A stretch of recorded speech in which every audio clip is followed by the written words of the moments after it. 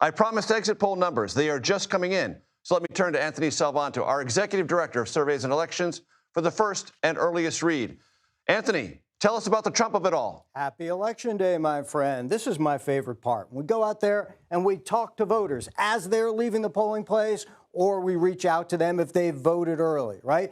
And to your point, Major, is Donald Trump a factor? The early answer is yes. He's not on the ballot, but he's on a lot of voters' minds. Here's the breakdowns across the states. In the governor's race for Virginia, just over half of voters told us, yep, Donald Trump's a factor in their vote. New Jersey governor, almost the same. Just over half say he's a factor. Now, a sizable number saying he is in New York City. What is going to be interesting about this, Major, is what does Trump's endorsement of Andrew Cuomo do to this race, right? Does it push some of those Sliwa voters who, what might be Republican to Cuomo? Does it make Mandani voters more likely to vote for Mandani? We don't know. We're going to find out when polls close at 9 o'clock. And then Prop 50 in California, a big 58%, quite frankly, that doesn't surprise me. In our pre-election polling going into this, voters told us that, yeah, it's about redistricting, but it was also, for many Democrats, very much about Donald Trump, Major.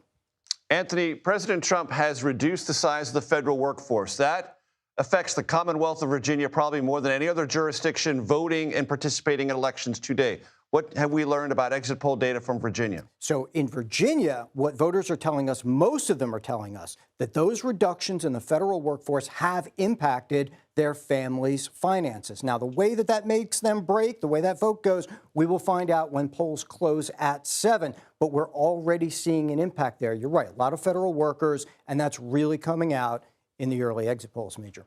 New York City mayor's race. We have exit poll data on qualities voters are looking for, yes? Yes, and one of them is brings change, and that's going to be something we're certainly going to watch tonight. Look, that is going to be, I think, a theme throughout all of these races, some form of change. We have seen in the pre-election polling so many voters who are frustrated with the way things are going in the country. On the other hand, a lot of folks, a lot of Republicans saying that things are on the right track in their minds. So that change vote, I'm going to be looking at that, seeing if that's a Mandani vote, right, for one thing, or seeing if that's something different, Major.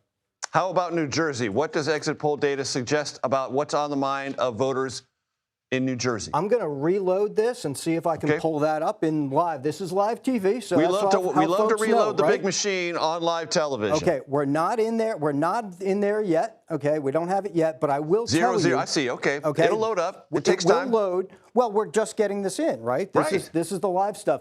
But let me tell you, in New Jersey, one of the things we are also seeing is that frustration, especially among Democrats, at the way things are going in the country. And we're also seeing the economy front and center, affordability. Again, maybe no surprise because voters have been telling us that all year, but we're definitely starting to see that in the early exit poll. And as soon as we get more in, I'll punch it up and I'll show you.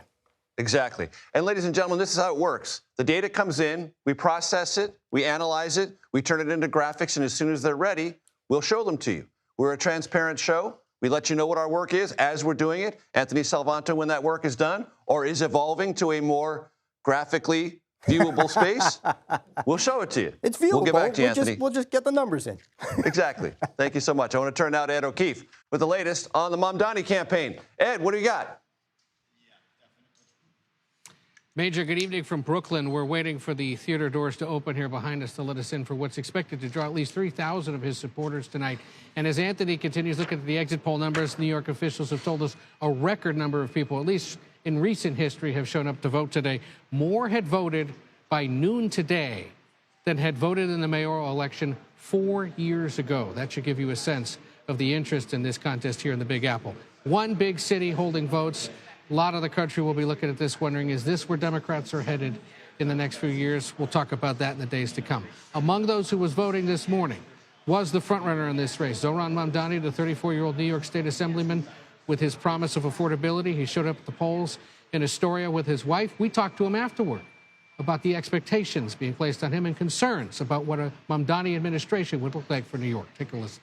This has been a local race, but the nation and the world is now watching.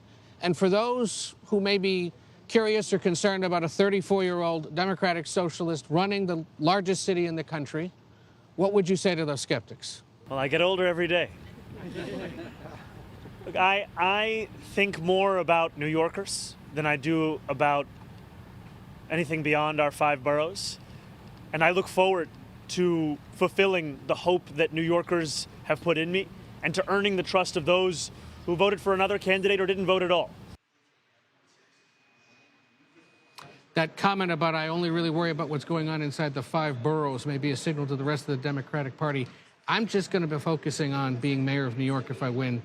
My Democratic Socialist background isn't necessarily something for the rest of you. We'll see, again, as that debate plays out, if he wins. Now, how did he do it if he wins? Major, we've all spent time, those of us on this program, in early primary states tracking presidential contests with the precinct-by-precinct work done in places like eastern Iowa or southern New Hampshire. Well, to do it in the nation's biggest city is something else entirely, and Mandani's been relying on thousands of volunteers to knock on doors across the city over the last several weeks especially. We talked to some of those volunteers, asked them why it is they're willing to take the time out to go out there and try to find last-minute support for him. Take a listen to these interesting answers. I put my trust in Zoran because I believe that he is a person who stands by his word and is going to give New Yorkers his best shot at actually helping real, ordinary people. I think he's inspirational. He's got lots of young kids out to vote. He looks like a new voice. This is the first time in my life, or at least, but I remember being like an adolescent or an adult, that I'm actually excited about a political candidate. You notice there 2 older women, 2 younger women. The 2 older women are Jewish, who say they've been able to put aside some disagreements they have with Mandani about what's going on in the Middle East aside because he's at least listened and is worried about other more pressing local concerns to them. Those 2 younger women volunteering for the first time changed the registration from other states to New York so that they could vote in the primary earlier this year, where we saw record turnout among new or younger voters. They're hoping that that's what gets him across the finish line tonight. Major? Comprehensive as always. Ed O'Keefe, thank you very much. Our Lilia Luciano joins us now. She is following Andrew Cuomo's independent campaign for mayor. Lilia, great to see you. What do you got? Great to see you, Major. Well, I have been talking to voters, hearing from voters, and covering what it is that has gotten to their ears, what drove them to the polls today from his message, from what he represents as a candidate. And I've also been asking voters about, as you said it, the Trump of it all. I mean, that endorsement that came from President Trump favoring Andrew Cuomo has spoken to people in different ways. I just want to play a little bit of what voters told me earlier today. I would never vote for Cuomo now. Trump endorsed him. That was, to my mind, a kiss of death. And it's his cronyism. I've always worried about the fact that he'd get into bed with Trump. I'm very worried about Mandani. Spoke to my sons about it, and I decided that I trust him to bring in enough. He doesn't need my vote, but I don't like not voting, so I voted for Mandani. The way New Yorkers, I've grown up here. I like it here. I don't really want things to change. I think that Cuomo sort of fits the profile of, like, least damage of candidates that maybe have a similar interest from what I need. I mean, from those voters, the woman I talked to, she was telling me that she's excited about seeing a Muslim New York City mayor, that she is excited about change. You heard from a younger voter who says that Mandani, in his mind, represents perhaps too much change. I heard from Cuomo voters who were, as this woman mentioned, concerned about the cronyism or the old politics of it all. But there were also voters, especially women, who told me that they're still thinking about the sexual harassment allegations, and that is why they couldn't get themselves to support him. In terms of Mandani, the amount of energy that I saw, people walking by the polls and yelling and chanting, Mandani's going to win. We also heard from Jewish voters who were concerned about whether or not he would represent them, whether or not he would side with them on issues that mattered to them. And that is a result, of course, of this very fierce campaign that Cuomo has been carrying out, which has spread a lot of fear, especially among Jewish voters here in New York City. Lilia Luciano, thank you very much. I appreciate it. Finn Gómez joins me here at the family table with the latest on the New Jersey governor's race. Finn, always great to see you. If Republicans can talk about, before election results come in, a race they're most hopeful about, it is New Jersey that comes in those conversations. Why is that? Absolutely. And speaking to Republicans, Trump Republicans actually who are involved in the political operation in Trump world, they believe this is the closest race. It is a dogfight. Why?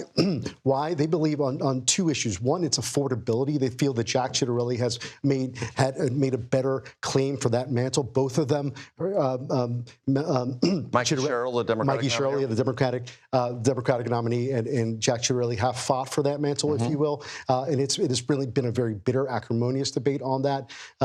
However, the other issue is that is the Trump effect. You and Anthony were talking about it earlier. I saw that personally. I was in Passaic County. I was in Middlesex County. And speaking to both Republicans and Democrats, that is a top of mind. Democrats especially, when I asked them, what is their top issue? Thinking it would be affordability or something else, they would often say it was Trump and what they perceive as an overreach from the executive branch on several areas. And so that to me was surprising. What I'm also looking for, Major, here is, and it's gotten a lot of attention recently, is the Latino electorate in New Jersey. If you recall, last year, Trump did very well, better than expected in New Jersey. He only lost by 6 points to Harris, in large part because in some of these concentrations of heavy Latino populations like Passaic County, he actually won. But this time around, I was in New Brunswick, New Jersey, and I went to a Latino barbershop, and I did ask them, hey, who are you thinking about voting for? And a lot of them were leaning towards Ciattarelli because of affordability, which was very interesting. There's also a fatigue factor I've read, Finn. Since the 1970s, the same party has not won the governorship 3 times in a row. Pat Murphy's the incumbent Democrat, so what Mikey Sherrill's trying to do is have 3 consecutive gubernatorial elections go the same way, which hasn't happened since the early 70s in New Jersey. And if change is in the air, Ciattarelli is more change than Sherrill, at least on that metric. Absolutely, and he's been running on that. He's been running as the change candidate, if you will. Absolutely. Finn Gómez, thank you very much. I appreciate it. I told you we'd get back to Anthony Salvanto because look at that. Look at that. You got the boxes with the numbers and the whole thing. Anthony, take it away. Here we go. New Jersey, I'll riff off of what you guys were just talking about. This is among Sherrill voters, top issue, the economy. That was something, as you guys just noted, that her campaign had stressed. Having said that, right, look at Ciattarelli's voters. Number 1 issue, taxes, even more so than the economy. He had stressed that, so that's number 1 for him. Now, I want to take you to New York City really quick because we got numbers fresh in from there, too. These are Mandani's voters. I talked to you about expecting a lot of his voters saying, bring change. That is their number 1 issue indeed. Works for people like me is number 2. But there's going to be a difference there between him and the Cuomo voters, again, echoing what the campaigns were trying to do, at least for their voters. Top issue for Cuomo voters, has the right experience. He had stressed that along with second place, strong leader. So what you're seeing early on is that the campaigns had some resonance with the voters they were trying to reach. Whether there's enough of each of them, stay tuned. Stay tuned for numbers, graphics, and more Anthony Salvanto, I promise you. Thank you so much, sir.